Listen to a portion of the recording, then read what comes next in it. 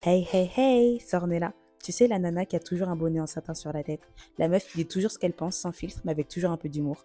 Et l'idée est de vous partager ma vie, sans tabou ni filtre, et pouvoir en tirer des enseignements, grandir et s'élever ensemble finalement.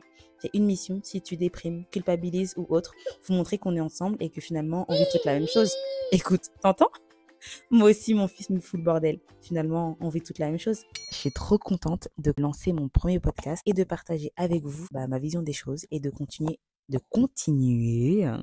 à vous envoyer plein de good vibes. Bref, donc je suis désolée parce que j'espère vraiment que vous comprendrez ce que je vous raconte parce qu'au moment où j'enregistre, en fait, j'essaye de faire le moins de bruit possible pour ne pas réveiller les enfants et avoir la paix le plus longtemps possible. En plus, si vous saviez comment je pue du bec, genre, concentrez-vous un peu sur mon haleine. Je suis sûre qu'elle a transpercé l'écran. J'ai pas pu me brosser les dents parce que mon fils est venu squatter dans ma chambre ce matin et ma chambre, elle est collée à ma salle de bain.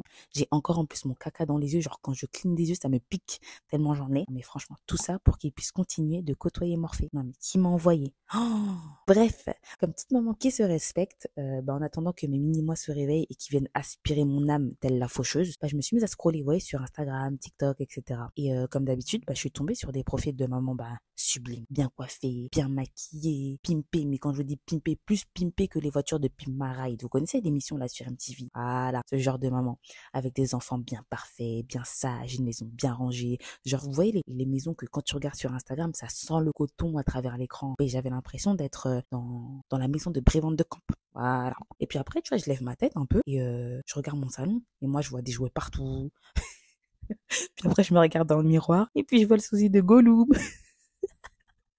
Et vous savez, je me suis dit quoi? Mais où est-ce que j'ai échoué? Et je suis certaine en fait de ne pas être la seule à me poser cette question après avoir scrollé pendant des heures sur Instagram. Et c'est là où je me dis, en fait, les réseaux sociaux, c'est super, ça permet de s'évader, mais purée, qu'est-ce que c'est culpabilisant entre ça et les personnes qui, ouais, sous couvert de fausse bienveillance là, qui viennent te dire, oh, mais tu devrais faire ceci, cela, comme ci ou comme cela. Alors que déjà, c'est tout sauf de la bienveillance et surtout, venons, on s'occupe de nos gros fiacs en fait. Parce que bon, moi je suis une lionne, donc tu m'attaques, je mords. Les remarques des gens, moi j'adore, hein. J'adore ça. J'ai plein de salive à gaspiller et je peux te remettre à ta place pendant des heures et des heures. J'aime trop parler, j'aime trop les cancans, je vais parler pendant des heures. Mais je pense que la bienveillance, c'est aussi être capable de se mettre dans la tête de la personne qu'on a en face de nous, qu'on ne connaît pas et à qui on va faire ce genre de remarques. Parce qu'en fait, regarde, c'est simple. Peut-être que sa maison, elle est en bordel parce qu'elle est mère célibataire, que son mari, malheureusement, il est décédé et qu'elle traverse une phase difficile. Ou alors, je sais pas, qu'elle a pas le temps de faire son propre pain parce que, sur ça, vous aimez trop faire les Philippe Etchebest du coin, là, parce que, elle a du mal à joindre les deux bouts, qu'elle enchaîne 4 boulots pour subvenir aux besoins de ses enfants. J'extrapole, hein, évidemment. Vous me connaissez, je suis une drama queen, j'adore ça. Toujours plus moi. Mais ce que je veux dire par là, c'est que c'est pas en fait que la personne elle traverse et qu'en fait par ce genre de remarques, on peut encore plus la culpabiliser et l'enfoncer dans sa vie qui n'est déjà pas si simple. Et ce qu'il faut se dire en fait, c'est que malheureusement, certaines personnes ce sont de vraies éponges émotionnelles. Et tu sais pas le sentiment de culpabilité que ça peut engendrer, ta remarque là. Parce que moi, franchement, parlons honnêtement, de vous à moi, de toute façon, on est entre nous.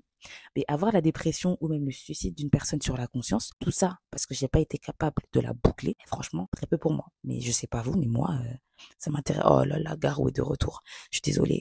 Ma voix le matin, faut pas que je fasse trop des parce que vous allez sentir mon haleine à distance.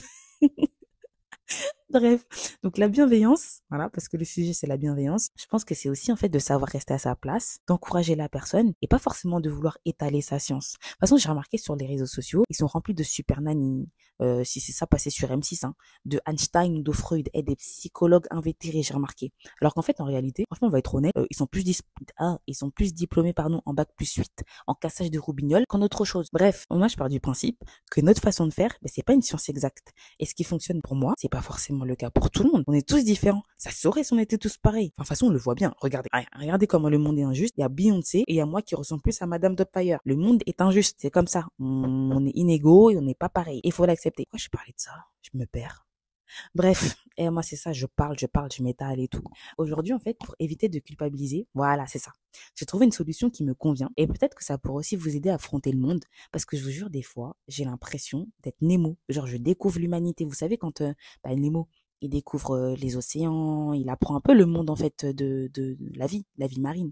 Moi, j'ai l'impression que tous les jours, j'en apprends plus sur l'humanité et ça peut être effrayant. Je vous assure, des fois, je me dis, mais genre, c'est ça un humain, c'est incroyable. Bref, donc j'ai décidé en fait que chaque jour, j'allais lister 2 ou 3 choses de mes accomplissements, des choses en fait qui me rendent fière et heureuse. Aujourd'hui, c'est ce que j'ai fait. Alors, ok, j'ai pas la vie parfaite de Gabrielle Solis dans Desperate Housewives ou alors la vie de superstar qui m'était clairement destinée. Genre, vous voyez la vie d'Ayana Kamura, ça devait être moi. Aya, ça devait être moi. Mais ligament croisé, tu connais.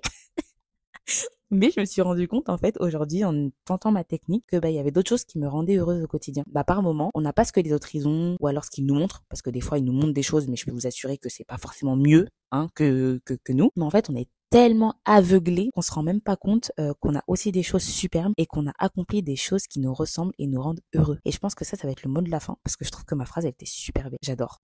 En tout cas, je vous souhaite une belle journée, beaucoup de bonheur comme d'habitude et surtout beaucoup de joie. N'oubliez pas de rire et de sourire et ou une belle nuit parce que ça se trouve là tu vas m'écouter avant de dormir. Du coup, n'oublie pas de bien embêter ta tête de chips à côté de toi, ronfle s'il faut parce que eux ils ne se gênent pas. Et je vous dis à bientôt.